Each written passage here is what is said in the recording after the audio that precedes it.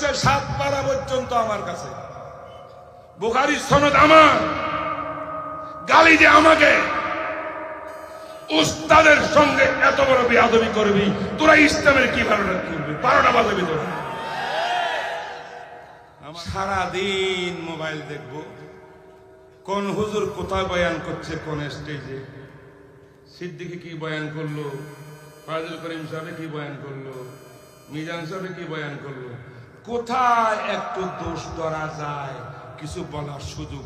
এবার মঞ্চের মধ্যে আসিয়া উলামায়ে দেওবন্দের টাকা পয়সা দিয়া তারা মেহমান বানাইয়া নিয়ে আসে, আনিয়া গো ওরে বারে বাবা বড় বড় বক্তা, বড় বক্তা বলে তাকে লাগাই দে। 24 ঘন্টা শুধু হক্কানি উলামায়ে কেরামের বিরুদ্ধে কথা বলে। তার বয়ান বক্তব্যের মধ্যে কোরআন নাই, হাদিস নাই, কোন বক্তব্য নাই, শুধু উলামার শেখায়েত, উলামার শেখায়েত, উলামার শেখায়েত। কারণ হইল উলামার শেখায়েত করলে জনগণ উলামা বিমুখ হবে।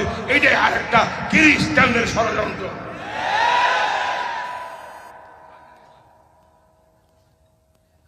আরেকটা বললে তার আশ্চর্য হয়ে যাবেন, যা শিক্ষার করতেছে সব আমার পায়ের তলে, এরা আমার ছাত্র।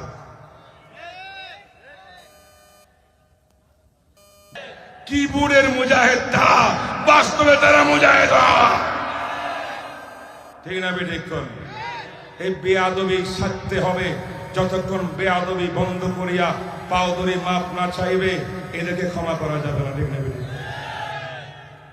বুঝলেন না আমার কথা?